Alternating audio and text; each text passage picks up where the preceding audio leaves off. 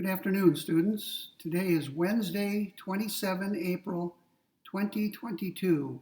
This will be the second of three lectures on the essay by Douglas Husak, and we're almost done with the semester. There will be one more lecture after this one. I will post it on Monday, this coming Monday, 5 days from now, and that will complete the semester. Don't forget that your exam this semester, the third and final exam is on the 10th of May, and it will begin at 8 o'clock in the morning and end at 9:20. That's the time we would ordinarily be in the classroom taking the exam. Okay, we have a few sections left of this article. Today I would like to cover sections 2 and 3, and that will leave only section 4 to be covered on Monday for the final lecture. So let's get started. Section 2 is entitled The Best Reason to Decriminalize Drug Use. And what Husak is going to go on and say in this section is that the best reason to decriminalize drug use is that there's no good argument in favor of criminalizing drug use.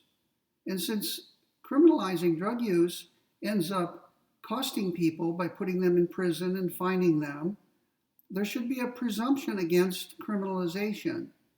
And that presumption can be rebutted only by providing a good argument in favor of it.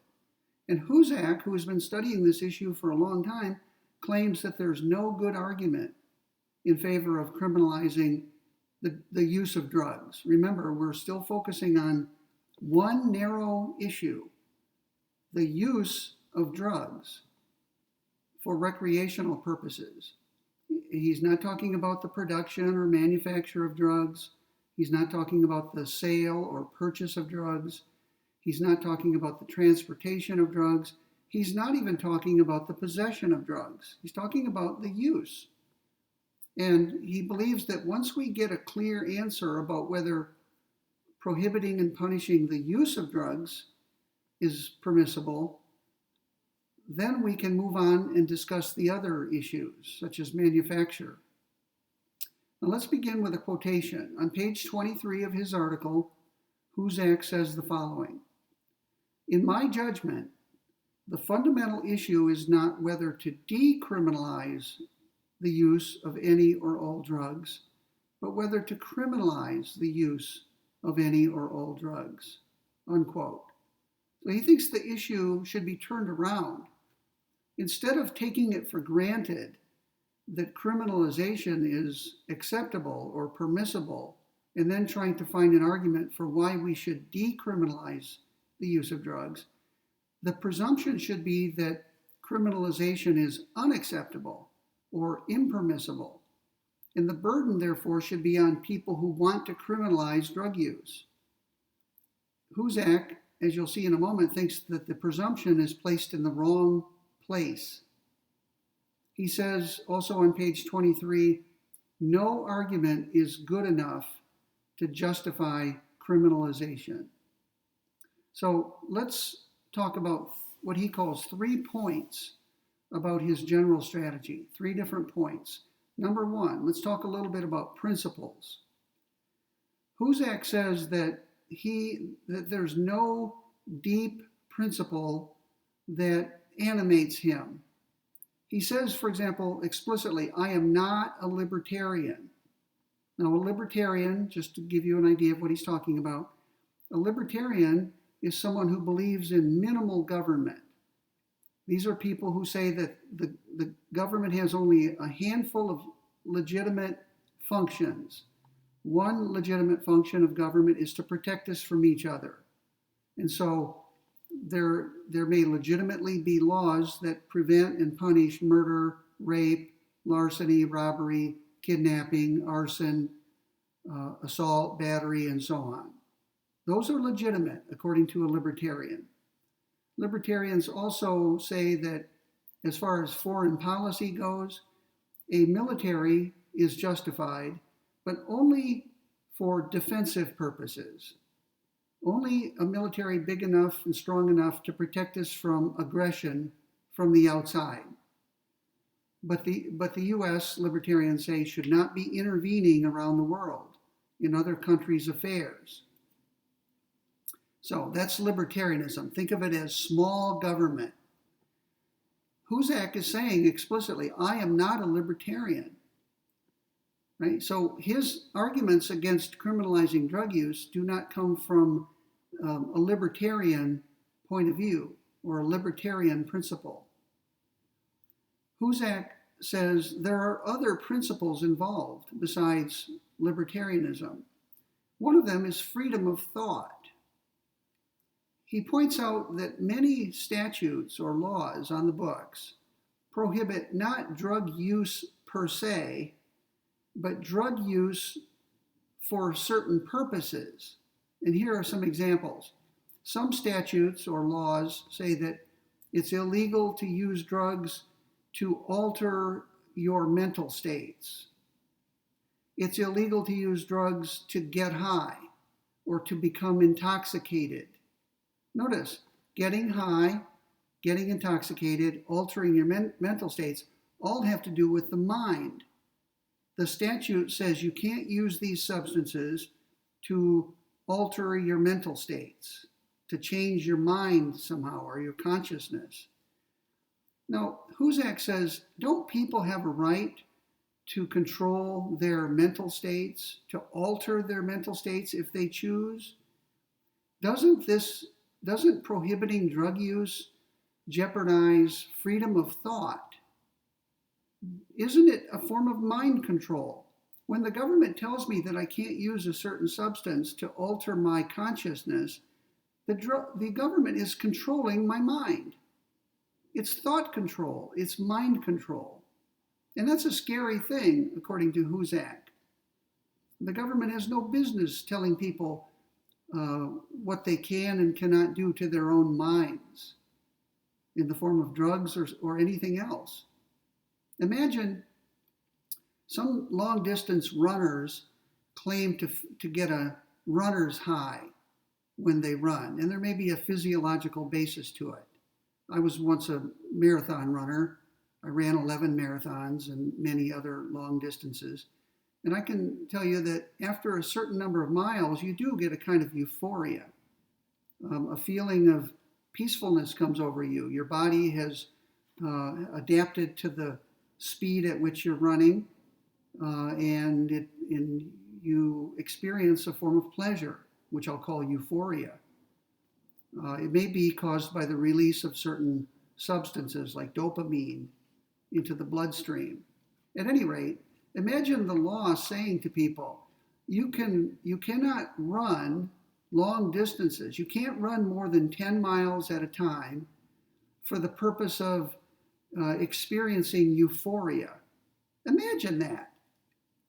I imagine people would be howling with rage. How dare the government tell me I can't do something that alters my consciousness, that brings about this euphoric feeling? That's none of the government's business, someone might say. Well, that's what happens in the case of drugs, according to Husak. The government is telling you, here are some things, some actions you cannot perform for the purpose of altering your consciousness, of getting high or becoming intoxicated. I like to mention here Timothy Leary. Timothy Leary was a professor at Harvard University many decades ago. If you want to read about the full story, you can look him up. I'm sure there's a Wikipedia entry on him. But Timothy Leary, back in the 60s, advocated that people use drugs for recreational purposes. He believed that the process of altering one's consciousness could bring about certain enlightened states that would be otherwise unavailable. Drugs opened the door, he claimed, to wondrous experiences. And he coined a phrase that became quite popular: turn on, tune in, drop out. So we could probably try to figure out what that means. Turn on means start using these psychoactive drugs. Tune in means, I suspect, something like get in touch with the deepest recesses of your consciousness or an altered state of consciousness. And then he said, drop out. He was telling people, drop out of society. Stop clamoring to get a good, high-paying job. Don't join the rat race. Drop out. Cultivate your consciousness. So you can read about Timothy Leary, but that's one of his famous sayings. He truly believed that drugs opened the door or opened the window to a whole new world, a whole new form of being. Okay, I said there were 3 points discussed by Husak in this section. That was the first point. He says there's no deep principle that animates me. I'm not a libertarian. I simply believe that people have a right to control their own minds. If that's libertarianism, well, then he would admit to being a libertarian. But usually libertarians don't say something that narrow. They believe in individual liberty, which is why they're called libertarians, but not necessarily altered consciousness. That's a separate aspect. Okay, here's the second principle Husak discusses. He points out that in a way he has a very difficult task. He is being asked to prove a negative.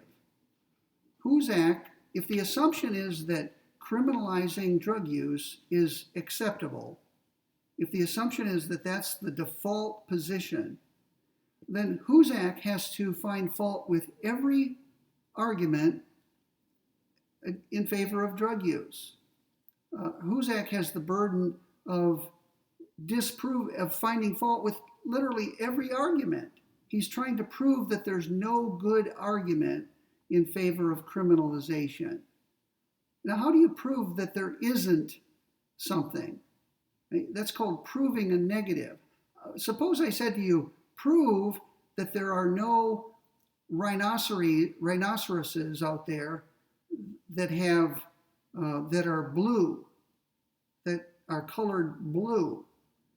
Now, how would you go about proving that there are no blue rhinoceroses? You would literally have to look in every corner of the world. You'd have to go to every point of the world, in every country, every continent, and look at it, make observations and say, no blue rhinoceros here, no blue rhinoceros here, no blue rhinoceros here, and so on. You would never be done disproving the proposition that there are blue rhinoceroses. Well, Husak is complaining here that he's in that position. How do you prove that there's no good argument in favor of criminalization? All he can do realistically is wait until a new argument pops up and then find fault with it. Okay, so suppose when Husak started working on this topic years ago, suppose when he read the literature on drug criminalization, he discovered 5 distinct arguments in favor of it. Husak would then find fault with this argument. In other words, he would not try to knock this argument down, and then this one, this one, this one, and this one. Okay? Husak has knocked down all of the arguments that he can find.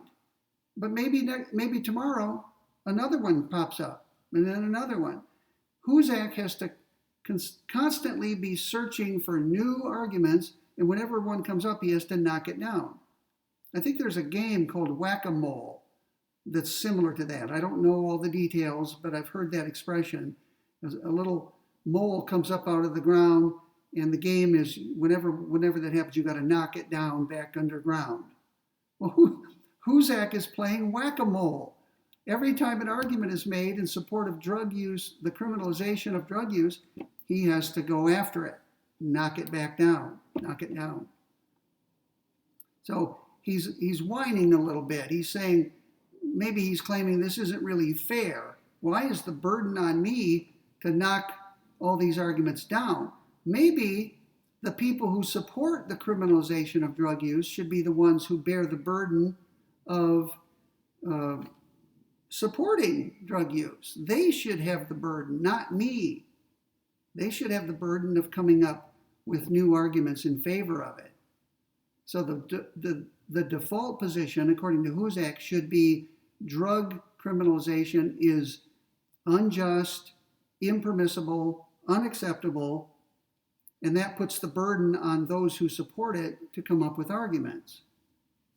Husak says that when he appears on a panel with other people on this question of drug criminalization, he says he should speak last, not first.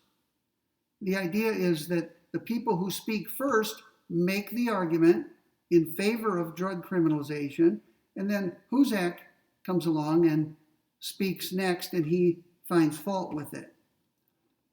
The way things are currently set up, Husak is asked to speak first. So Husak is asked to come out and make an argument against the criminalization of drugs, and then the other speakers on the panel try to knock his argument down. Now, I'm not so sure Husak is right about this. If you're following along in my notes, I say in parentheses, is this right? After all, it's Husak who's challenging the status quo, isn't he? What is the status quo right now? You know what I mean by that? What is the status of drug criminalization right now? Well, drug use is criminalized everywhere. It's criminalized in every state. Maybe not every drug. Some states have now decriminalized the use of marijuana. But let's take a drug like heroin. I'm pretty sure, I haven't researched it, but I'm pretty sure all 50 states currently make the use of heroin illegal. It's criminal. It's a criminal act. Now, let's call that the status quo. The status quo is simply how things are, how they happen to be right now. If drugs are currently criminalized, and if Husak is trying to upset the status quo, then why shouldn't he bear the burden of proof? Why shouldn't he carry the burden of argumentation? He's trying to upset the status quo, isn't he? So I'm not so sure that Husak is correct about this. He says he shouldn't have the burden of argumentation or proof. But I think a good case could be made that he should have that burden because he's the one challenging the status quo. Now, one more comment. I'm going to take his side for a moment. Husak might respond to what I'm saying by saying, okay, the status quo is that drug use is criminalized. But that doesn't say anything about whether that's legitimate or appropriate. His view is that it's not legitimate.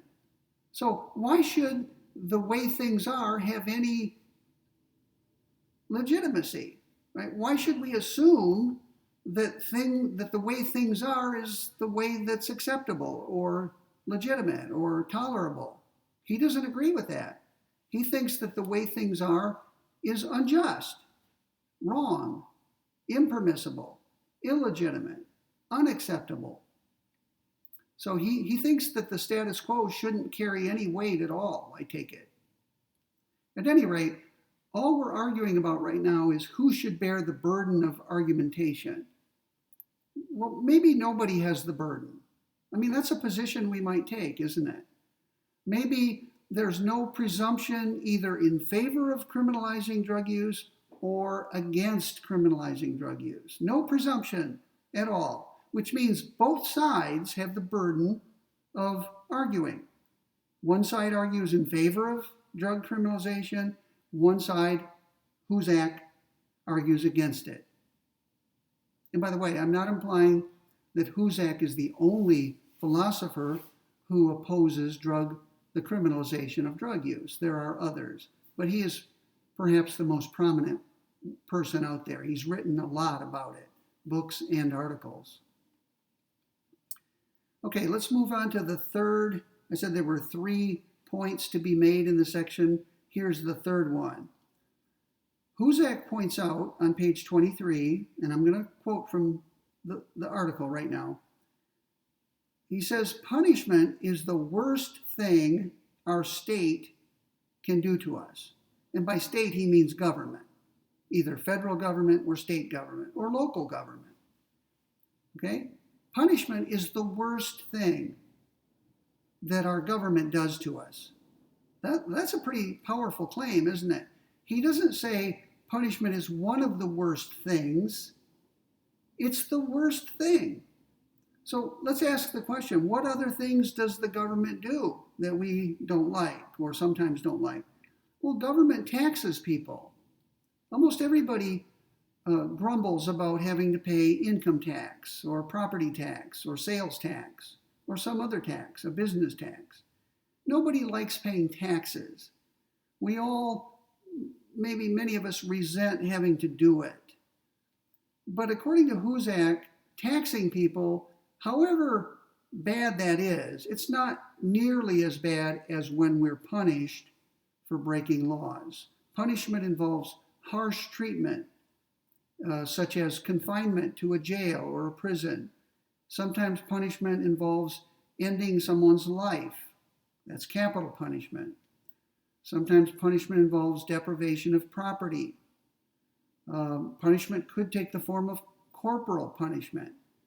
It's rare any longer, but at one time, people were whipped or beaten.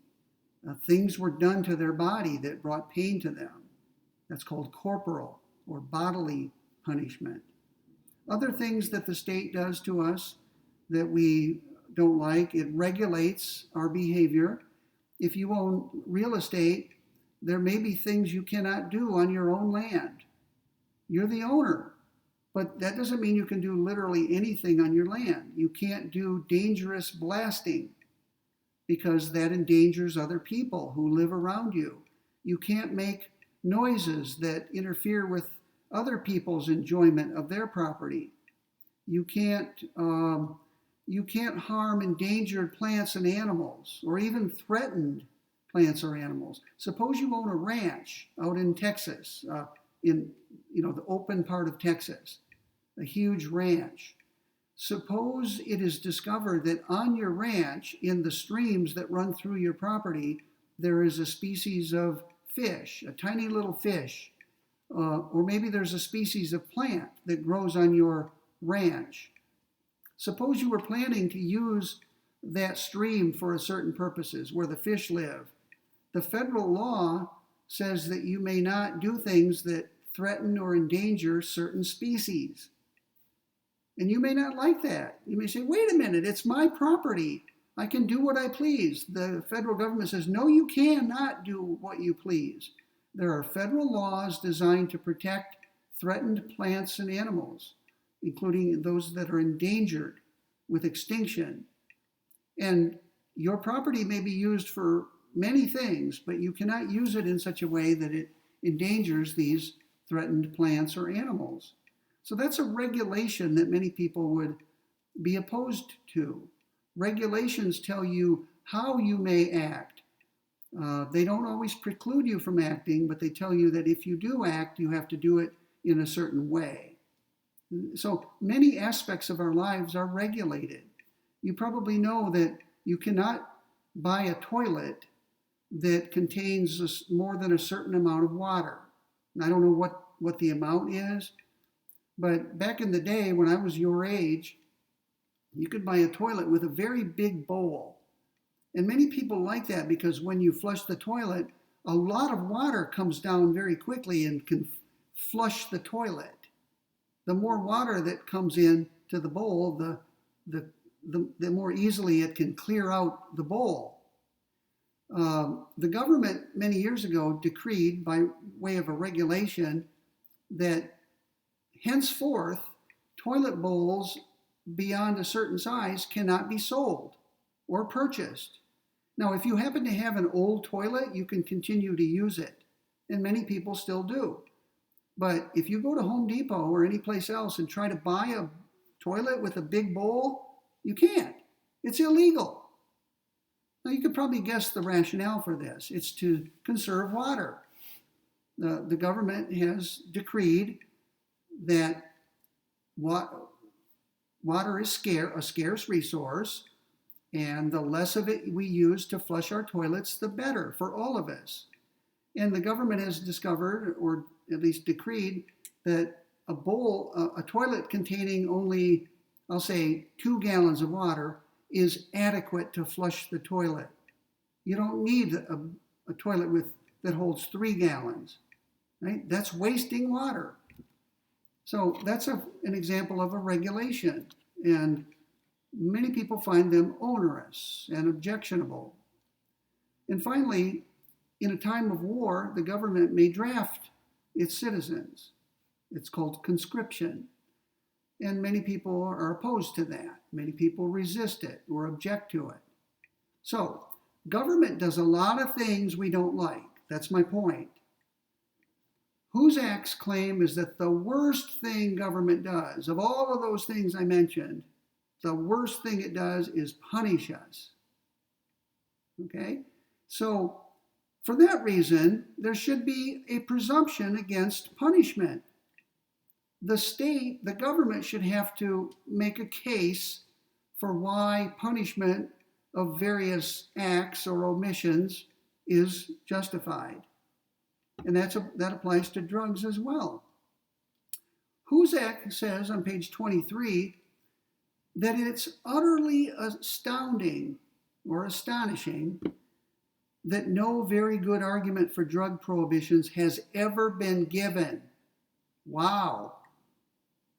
Unless he's exaggerating, that's a powerful claim. That doesn't make it true. But Husak is a serious man, and he's claiming that in all of his research on this topic, in all of his voluminous reading, attending conferences, listening to people, he's never encountered a very good argument in favor of prohibition of drug use. That's astounding that he would say that. It's astounding that he's astounded, so to speak. So Husak he's in the position of having to address every argument made in favor of drug prohibition. He has the burden of finding fault with them. One more question before we move on to this next section. Is Husak an absolutist about this topic? Does Husak hold the view that there's no conceivable drug the use of which may be prohibited and punished by the state? Is it his view that there's no drug, no matter what effects it has on the individual, that could be prohibited justifiably by the state? His answer is no. Interesting. He says he can imagine a drug that people should be punished for using. He can imagine it. Let's see what he says. This is, let's see, we're near the end of section 2. Bear with me for a moment. He says, near the top of page 24, I can certainly imagine a drug that people should be punished for using. Such drugs are easy to describe. They are vividly portrayed in great works of fiction. Consider the substance that transformed Dr. Jekyll into Mr. Hyde. If a drug literally turned users into homicidal monsters, we would have excellent reasons to prohibit its consumption. Homicidal monsters. You know what homicide is? These are people who instantly turn into monsters who have a strong desire to kill human beings, to commit homicide. Husak says, fortunately, no such drug actually exists. What he's admitting, though, is if there were such a drug like that, Husak, would support its prohibition on its use. It would simply be too dangerous to allow. But he then points out no drugs that currently exist are like that. No drug turns people instantly into homicidal monsters or maniacs. All right, so that's an interesting point. I may ask you on the exam. I may say, for example, true or false. Husak believes that there could not possibly be a drug, the use of which may be criminally prohibited and punished. Husak believes that. And the answer would be false. He does not believe that there couldn't possibly be such a drug. He admitted clearly just now there could be such a drug. And if there were, he would support criminalizing it, its use. Okay, you still with me? Let's move on to section 3, and we'll be done for today. And then, again, we'll do section 4 on Monday. Turn to the top of my page 4 in my lecture notes if you're following along. I wanted to discuss with you, although Husak doesn't really come out and talk much about this, there are principled and unprincipled arguments for and against criminalizing drugs. A principled argument is an argument that you make that could end up hurting you or people you care about. The reason it's principled is because there's no self-interest involved in it. Right? You're not making the argument because it benefits you personally.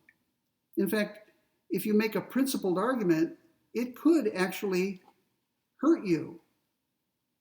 An unprincipled argument, by contrast, is one that you make for or against drug criminalization on the grounds that it either benefits people you care about or harms people you dislike. We'll call that an unprincipled argument. So let's dig a little bit deeper into this. Look at my diagram at the top of page 4. You can see it's a 2x2 diagram, a 2x2 box diagram. You can see that I put numerals 1, 2, 3, and 4 in the 4 cells of this diagram. So let's make sure we understand it. Look at the leftmost column. I make a distinction there between people who use illicit drugs and people who don't use illicit drugs. Remember, illicit means illegal. I'm not talking about over-the-counter medication. I'm not talking about beer or whiskey. Those are not illicit. They may be for children, but not for adults. We're talking about drugs that are illegal to use or possess. Okay, so everyone is either a user of illicit drugs or not. Okay? Everyone is in one of those two categories. Look at the top row. Here I distinguish between people who support criminalization of illicit drug use and people who don't support criminalization of drug use. So where would you put, before I get to that, notice that these two distinctions cut across one another like this, creating 4 cells. Let's go through them quickly. Cell number 1 would be people who use illicit drugs and also support criminalization of illicit drugs. Now that may strike you as odd. Why would someone who uses illicit drugs support its criminalization? Well, a principled person could do so. Someone may say, yes, I use these drugs, but I think they should be illegal. And I support them being criminalized and punished. Right? That's a conceivable position. It may be strange or odd. There may not be many people in category 1, but there could be, and I'm sure there are a few. Category 2 would consist of people who use illicit drugs but don't support the criminalization of such use. That's probably a pretty common combination. There are people who say, I don't support criminalizing the use of this drug, and I myself use it. Category 3 would be those people who don't use illicit drugs and also they support criminalizing the use of these drugs. Okay? Now that's a pretty common view. There are people who say, I think use of this drug should be a crime and I myself don't use them. Probably a lot of people fall in that category. Maybe you're one of them. Category 4 would be people who don't use illicit drugs and they don't support their criminalization either. So there could be a principled person in each of those 4 categories. But notice something, there can also be an unprincipled person in each of those categories. And I've given you some examples. Let's look at them. They're numbered 1 through 4, a little bit lower on my page. Let's look at category 1. Someone could say the following: I use illicit drugs, but nonetheless, I support criminalization. Why? Because I want to get back at other users, right? I call it vindictiveness. Someone may, for some strange reason, dislike people who use these drugs and want the law to come down on them, to punish them. And yet that person may continue using those very same drugs. It may be an odd position, but it's certainly conceivable. Notice this is unprincipled. The reason this person supports criminalization is not because of some legitimate reason like individual liberty or opposing mind control. This person wants to do it out of vindictiveness. This person takes a certain amount of delight or glee in seeing other people punished for using drugs. Even though this person is using them, the reason to support criminalization is to get at other people who are disliked. So that's an unprincipled position. Number 2, imagine someone saying, I use illicit drugs, therefore I oppose criminalization out of self-interest. Notice, this person is saying, I use these drugs and I wouldn't want to be punished for that, so I'm going to make a case against criminalizing them. I want them to be legal so I won't get in trouble. Notice, that's an argument made out of self-interest. I'm not arguing on the basis of some grand principle like liberty or opposition to mind control. I'm doing it because I care about myself. I'm saying I don't want to go to prison. I want to keep using the drug. I don't want to go to prison for it. So I'm going to work as hard as I can to decriminalize these drugs. I oppose their criminalization. Okay, third, imagine somebody saying, I don't use illicit drugs, but I support criminalization out of vindictiveness toward users. So I myself don't use these drugs, and I dislike people who use them, and I want them to be criminal so that these people I dislike will be punished for it. Again, that's unprincipled. That's a kind of vindictive motivation where you want to get at people. There's no respectable principle lying behind that position.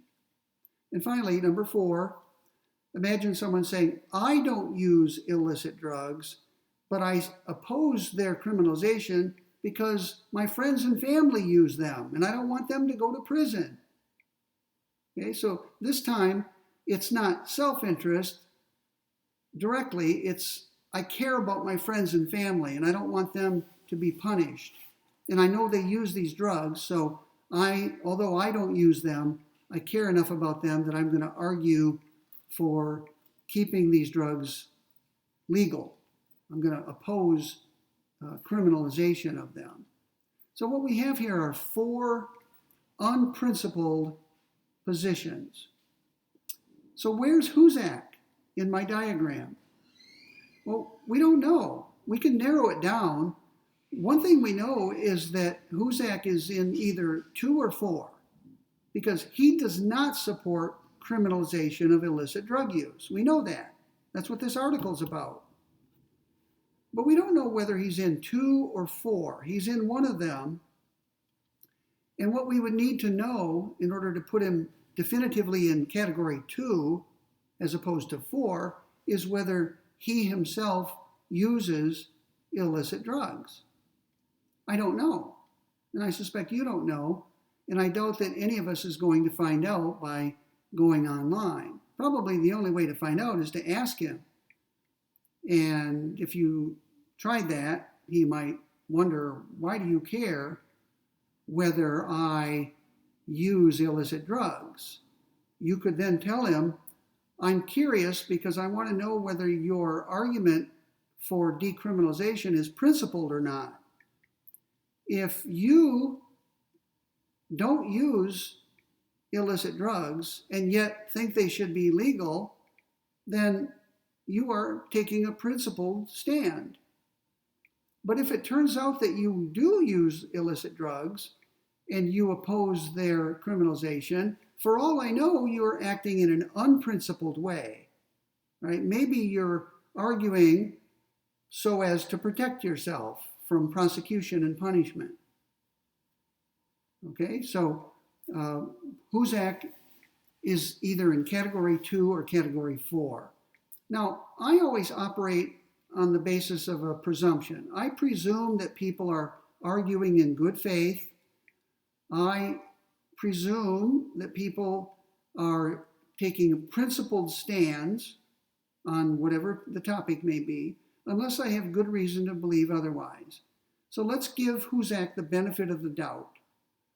Let's not accuse him of wanting drugs to be decriminalized because he's a druggie, he uses drugs. We don't know that. So why should we assume the worst of him? Let's give him the benefit of the doubt. Let's be charitable to him. Let's assume that he himself does not use illegal drugs. Let's assume that he's lived a squeaky clean life. Let's assume he has never broken a single drug law. And yet, out of pure principle and respect for people's rights, he has devoted much of his career to writing books and articles, to going to philosophical or legal conferences, and making a case against criminalization. That's pretty noble, isn't it? That's pretty honorable. Someone selflessly making a case that has no personal ramifications for him or her. Let's give Husak the benefit of the doubt and assume that he is acting in a principled, good faith way. One reason you should take that position is the golden rule. You know what the golden rule is. Treat others as you would like to be treated. Or if we want to put it negatively, don't treat others as you would not want to be treated. Would you want people to assume the worst of you? If you made an argument, would you want people claiming that you only made that argument out of self-interest? You would not like that. You would say, wait a minute, how dare you impute bad motives to me? You should impute good motives to me. You should assume, in other words, that I'm acting in good faith when I make this argument. You should assume that I'm taking a principled stand. You should not assume that I'm making this argument to protect myself or out of some other form of self-interest. Now, why am I harping on this? Because it's an important principle that philosophers used to take great pride in. And I'm sad to report that many philosophers today don't give the benefit of the doubt to those with whom they disagree. I see it in published articles. I see it on the internet where philosophers are engaging in back and forth debates with other philosophers. It's quite sad to me. I always thought of philosophy as being different from politics in the following way. In politics is dirty. In politics, you rarely, if ever, give your opponent the benefit of the doubt. In fact, sometimes it's just the opposite.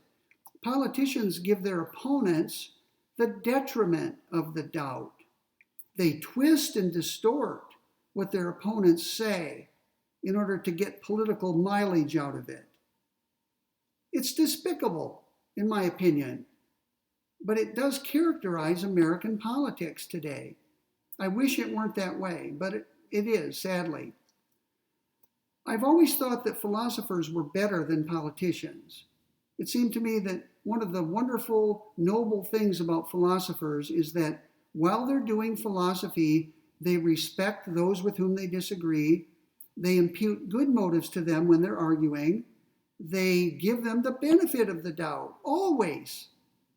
Right? Always put the best spin on what your philosophical opponents are saying.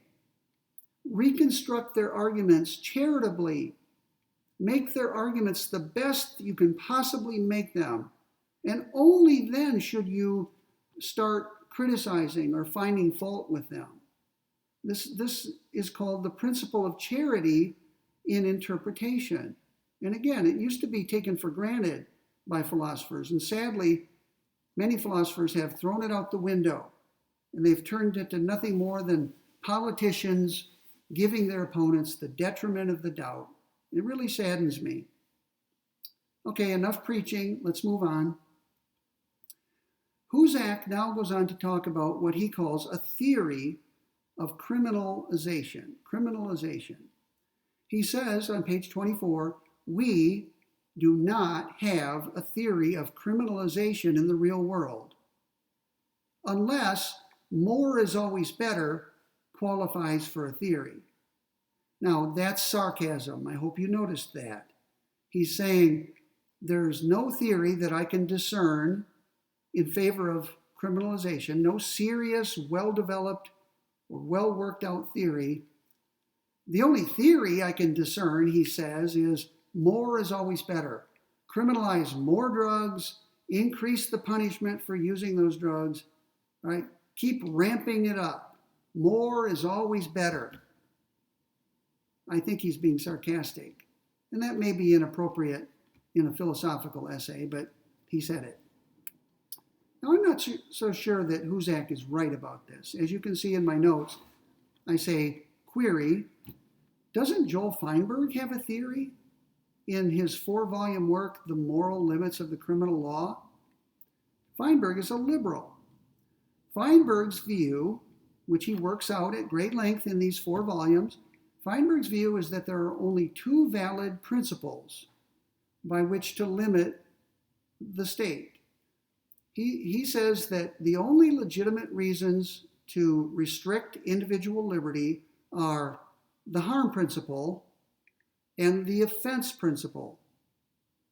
He rejects legal paternalism and he rejects legal moralism. He says it's never a good reason for the state to limit people's liberty that it would be good for them, right? To treat them as though they were children for their own good. Never. Feinberg is an anti-paternalist. Stronger than Gerald Dworkin, I think. Feinberg also rejects legal moralism, which is the view that it's always a good reason to restrict or limit liberty that the action in question is inherently immoral. The mere fact that something is morally wrong, according to legal moralists, is a good reason to prohibit and punish it by law. Feinberg says, I reject that. Right? Immorality is not the same as illegality. Just because something is immoral, it doesn't mean it should be illegal. Now, there is a substantial overlap between immorality and illegality. Things like murder are not only illegal and should be illegal, but they're immoral as well. So don't misunderstand what Feinberg is saying. He's not saying that there's a complete separation between law and morality. There is, in fact, he says, a substantial overlap. All he's saying is that just because a particular act is immoral is not sufficient for making it illegal. Now, here's an example. Suppose I lie to a friend. It doesn't matter what the reason is. I tell a friend of mine a lie. I think most of us would say that that's wrong. Morally, it's wrong, telling that lie. But do we want that to be illegal? Do we want police officers knocking on my door to investigate? They would ask, excuse me, sir, we'd like to talk to you. It has come to our attention that you told a lie to someone, and we're here to investigate it. As you know, it's illegal to lie and punishable, and to determine whether to file charges against you, we need to gather the facts. I assume that when you hear that, you are appalled. Of course, we don't want the law to enforce every immoral action. Some things we want to leave just to morality to handle. We don't want the law to get involved. And that's what Feinberg is saying. Right? He's against legal moralism. So Feinberg has a well worked out theory of when it's permissible for the state to prohibit and punish certain acts, such as using a particular drug. I don't know why Husak doesn't mention that. He says, we do not have a theory of criminalization in the real world. Well, excuse me, we do. It's Feinberg's liberalism. Now, Feinberg's theory was worked out in the 1980s. It was by 1988, all 4 volumes had been published. And you can see that Husak's article was published in 2003, right?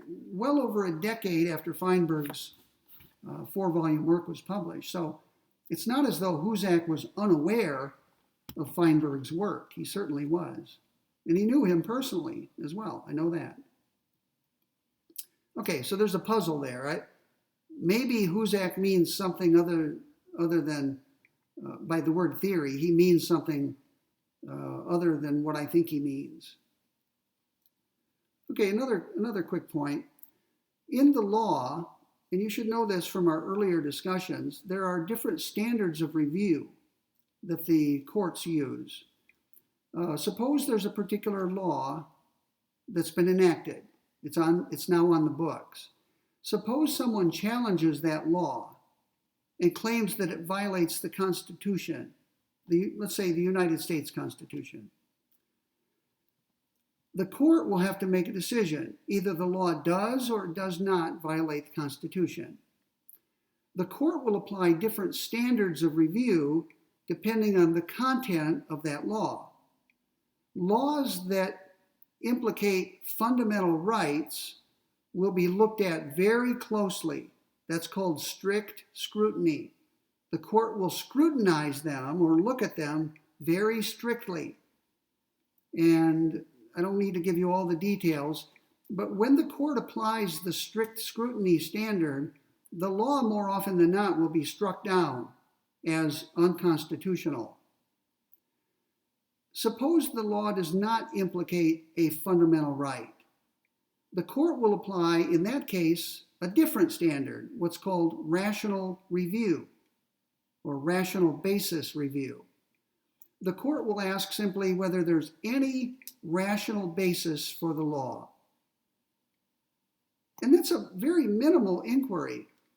Unless the law is completely arbitrary, unless there's no conceivable justification for it, the law will be upheld by the court. Which means that in practice, the standard applied by the court will determine the outcome of the case. If the court chooses to apply strict scrutiny, the law will be struck down in all likelihood. If the court chooses to apply rational basis, the law will be upheld in all likelihood. The court will rule that it does not violate the Constitution. The law stands. Let's look at drug laws. Husak points out that the typical drug law, suppose we've got a law that prohibits the use of a particular drug. No court has held that the use of a drug is a fundamental right. Using drugs is not a fundamental right. Therefore, the standard that courts apply to a drug law is rational basis. And that means, what did I just tell you? The court, in all likelihood, will uphold the law. Now, Husak speaks as though he opposes that way of thinking. I think Husak might want the court to apply some kind of heightened scrutiny to drug laws. In other words, he's advocating a change in law. Drug laws, he might say, implicate fundamental rights. the fundamental right to alter your consciousness, the fundamental right to do as you please, as long as you're not harming someone else. And if that's the case, then maybe the court should apply strict scrutiny, or at least something greater than rational basis scrutiny. Husak is suggesting that sometimes courts should strike down drug laws on the ground that they bear no rational relationship to a legitimate state purpose. What is the legitimate state purpose in keeping people from altering their consciousness? Whose mind is it anyway? My mind is my mind, mine. It doesn't belong to the government.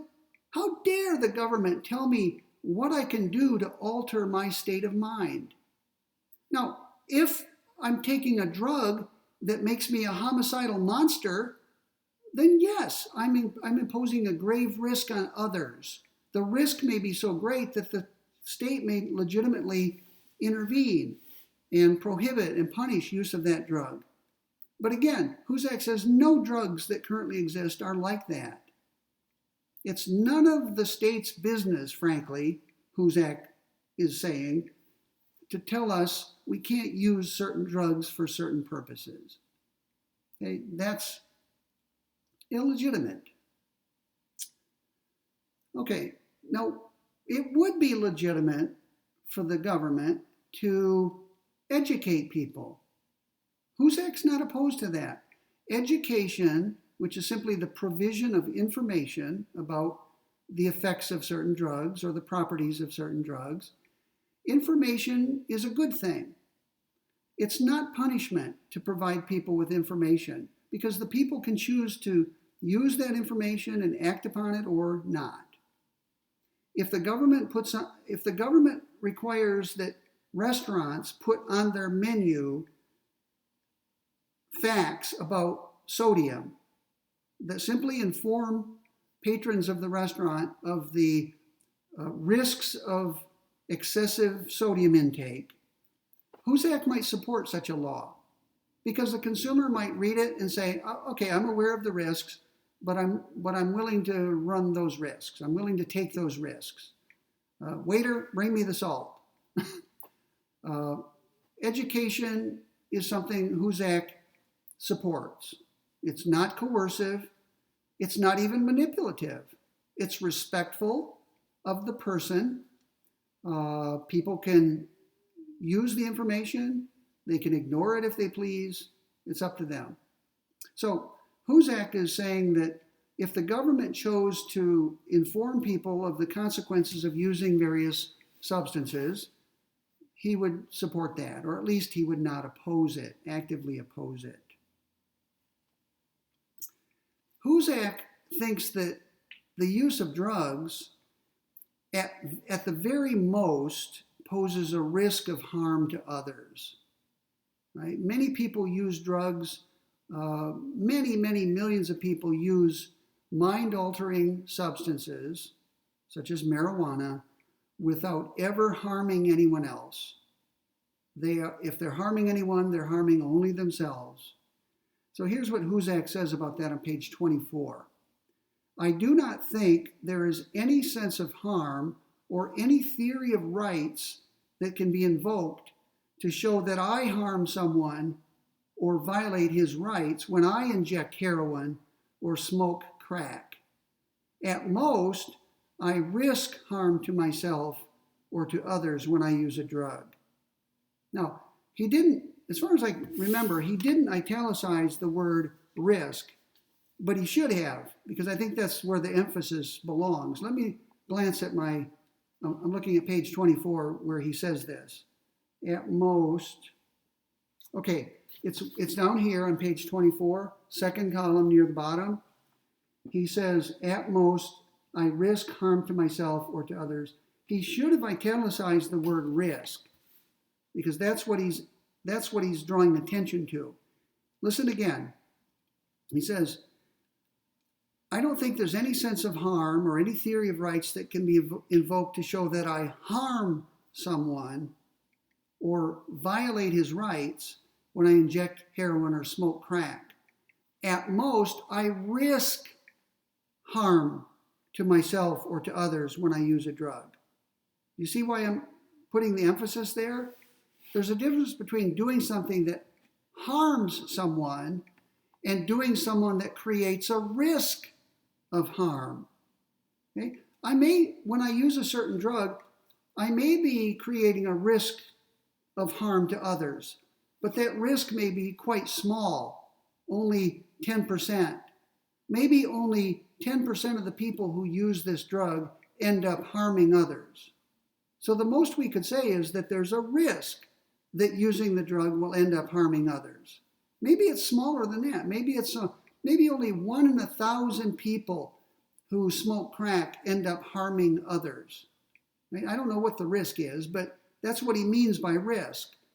A small, or maybe not so small, percentage. There's no guarantee that if you use this drug, you will end up harming someone. Whereas if I point a gun at you and pull the trigger, I'm harming you, almost certainly. Maybe the gun will misfire, and when I pull the trigger, you're not harmed because no bullet came out. So maybe the most we can ever say is that when you point a gun at someone and pull the trigger, there's a significant risk of harm, 99.9% likelihood. Okay? So Husak is saying that the very most we can say about the use of drugs is that they pose a risk of harm to others. Husak would put drug use in the category with crimes like attempt, solicitation, and conspiracy. These are called by lawyers inchoate offenses. The word is inchoate, I-N-C-H-O-A-T-E. It's at the very top of my page 5 on my lecture notes. Inchoate means something like incomplete or anticipatory or preparatory. So you may not know this, but for every crime on the book, such as murder, there's another crime called attempted murder. It's not just illegal to murder people, it's illegal to attempt to murder people. Did you know that? It's illegal to attempt robbery. People get prosecuted and punished for attempted robbery, attempted kidnapping, attempted arson, attempted battery. Okay? Now, typically the crime for the attempt is less than the punishment for the attempt is less than the punishment for the completed crime. So the punishment for attempted murder, if you're convicted of that, is less than the punishment for murder. That doesn't mean it's insignificant. It could be a year, it could be a term of imprisonment for several years for attempted murder. Solicitation is when someone tries to get someone else to commit a crime. You yourself are not committing the crime, but you're trying to get that crime committed through someone else. And conspiracy is when 2 or more people conspire or work together to commit a crime. Each of them is called a co-conspirator, and they're all subject to criminal liability. Notice, in all of these cases, there's no completed crime, attempt, solicitation, or conspiracy. The crime is the preparation. It's doing something before the harm occurs. That's where Husak puts drug use. He thinks it should be listed as an inchoate offense, if at all. And that's because using drugs doesn't automatically cause harm to others. So he writes on page 24, almost no theorist has tried very hard to extend a theory of criminalization to conduct that creates a risk of harm rather than harm itself. So he's calling upon his fellow philosophers. He's saying, look, there's a big gap here.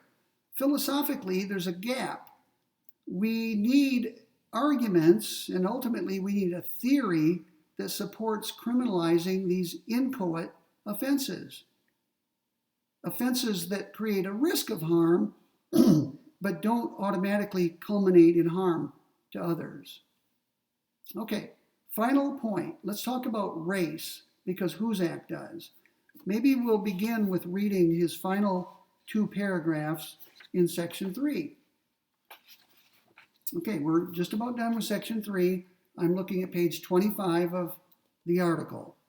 Here we go. I'm reading the next to last paragraph and the last paragraph. And when I'm done, we'll talk about it.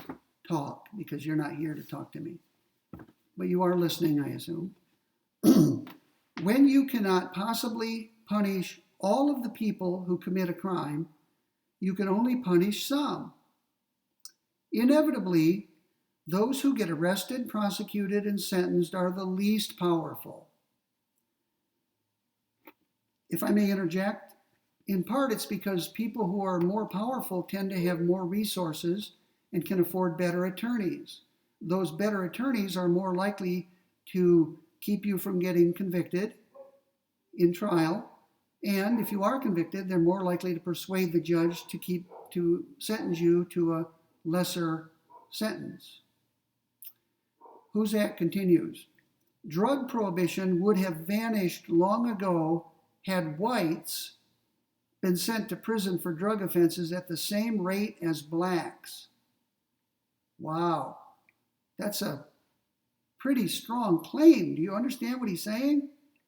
He is suggesting already that whites and blacks receive different sentences for the same offenses. He's suggesting that there's racial, I want to be careful how I say this, there are racial disparities in the criminal justice process. Who gets charged with a given crime may depend on the race of the people involved.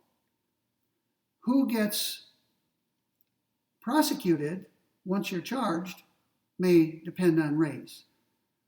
How the trial comes out may depend on the race of the defendant. And what the sentence ends up being may depend on race. So Husak is implying already that there are racial disparities. And he's going on to say that, in addition, those disparities work against blacks. That has to be what he means, because he says if whites had been sent to prison at the same rate blacks had, the system would have changed. Drug prohibition would have vanished. He's implying a lot. He's saying, like Martin Luther King, that whites have power in the criminal justice system merely by being white.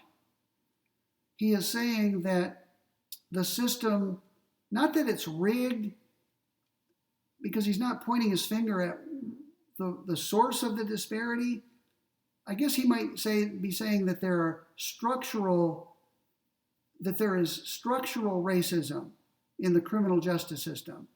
There's racism at various nodes in the process. At the jury selection phase, the prosecutors make decisions about whether to proceed. Those decisions could be racist or be based on race. The jurors who actually end up being chosen and who hear the evidence and render a verdict, the jurors may be motivated by racial animus or racial bias. The judge may be biased, and it could be unconscious bias. Not all racism is conscious, where someone says, I'm going to get members of this other race. It could be unconscious. You simply treat people differently depending on their race. Not because you're trying to, it's because you harbor beliefs or attitudes or make assumptions about people based on their race. And those assumptions or beliefs or attitudes end up affecting or influencing your behavior. So you have to take seriously the distinction between conscious racism and unconscious racism. Both types could exist and probably do. And that means that if you want to eradicate racism, you have to find a way to eradicate unconscious racism. It may be fairly easy to eradicate conscious racism, but how do you eradicate unconscious racism? For that, you need some kind of consciousness raising, right? You have to get people, find a way to get people to think hard about their assumptions and the way they treat others, to show them that their attitudes toward race are in fact influencing their behavior. Okay, let's continue with what Husak says. He says, although minorities, and I think he's talking here about primarily about racial minorities, although minorities are no more likely to use illicit drugs, they're far more likely to be arrested, prosecuted, and punished when they do. This is one of the features of drug prohibitions that should outrage us all. Some people try to package drug prohibitions as a benefit to minorities, but there's plenty of evidence that they devastate minority communities and will continue to do so as long as enforcement is so selective. And yet, enforcement will always be selective since every offender cannot possibly be punished. In other words, if this circle, let my hands be forming a circle, if this is the circle of people who actually use drug X, there are not enough resources in the government to investigate and apprehend and try every one of them. The prosecutor will end up prosecuting only a small subset, a small circle within that larger circle.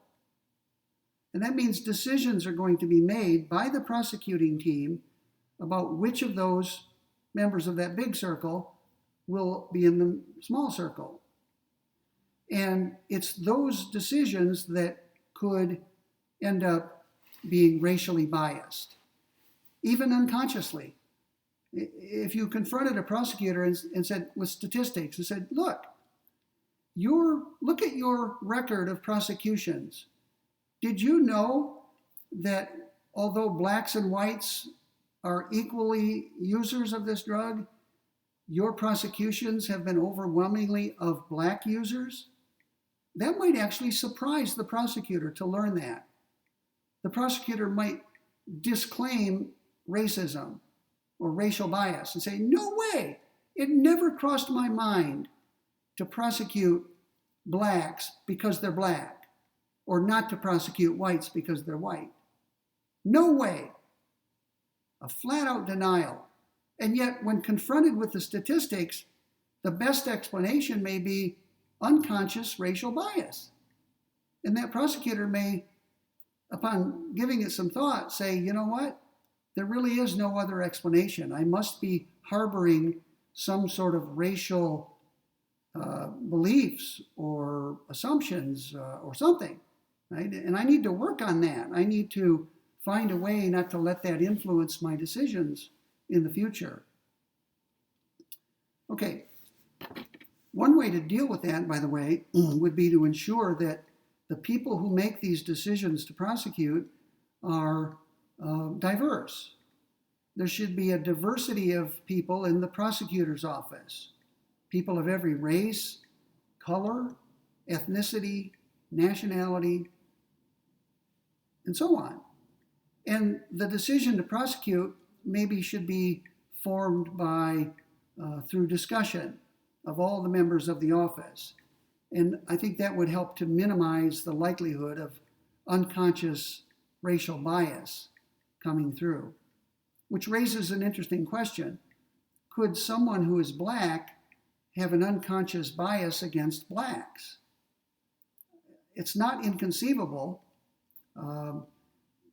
It's possible for someone to be racially biased against people like him or her. And if that's the case, then the situation is more complicated than we thought. We would then have to find a way to get at that unconscious bias of not just whites, but blacks and others as well. Okay, we're running short on time. Here's the final paragraph. If drug prohibitions are so bad for minority communities, one may wonder why minority leaders are not more outspoken about the drug war. In fact, blacks are more ambivalent than whites about drug policy. And he has a citation to the literature. Overall, blacks tend to have more negative opinions about drugs, both licit and illicit, about legal and illegal drugs, than whites.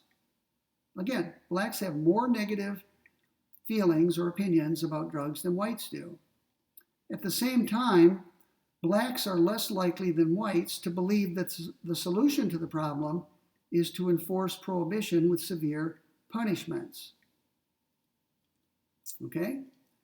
Black mothers who are staunchly anti-drug are not enthusiastic about policies that lock up their sons and daughters for lengthy periods of time. But why are blacks not even more critical of the status quo? That's a puzzle. No one explanation can be given. So the puzzle is, why are blacks not more critical of the way things are? Because they suffer under the current regime. They are disproportionately likely to be harmed by these drug laws, to be punished. Why aren't they more outspoken about it? Why aren't they more opposed to drug laws? Here is Husak's interesting explanation. He doesn't support it, but he just states it. My own hypothesis or explanation cites the role of religion on attitudes about drugs. Although opinions about drug policy vary somewhat with age, education, income, and gender, no variable correlates with anti-drug attitudes more closely than religion, and, at least in the United States, Protestant Christianity in particular. So, one reason blacks are so opposed to drugs is because they're more religious than non-blacks. And it's their religion that makes them so opposed to drug use. Now, Husak doesn't say anything more. That's the end of that section. But he could have gone on from there to suggest that that things be done to decrease religiosity. If we can get people to be less religious, they won't be as opposed to drug use as they are. Now, he doesn't say that again. I'm not putting words into his mouth, but that's one possible way to solve the problem, is attack religion. If religion makes people opposed to drugs, and if that's a bad thing, then if you can weaken religion, then you would get fewer anti-drug attitudes. But I think Husak's main point here is that we need to work on the racism in the system. And if sentences were made equal, if whites came to be punished to the same degree blacks are, at the same rate, to the same degree, the laws against drug use would probably change. And that's because, Husak is suggesting, whites control the system. The criminal justice system is controlled primarily by whites. You might call it structural racism. And so if we can somehow change the system and equalize punishment for drug use between whites and blacks, maybe the drug laws would be repealed, or at least the punishments for using drugs would be lessened.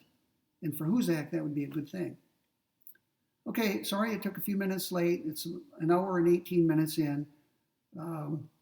We have one more section to cover, and I'm sure I'll record and post the lecture Monday.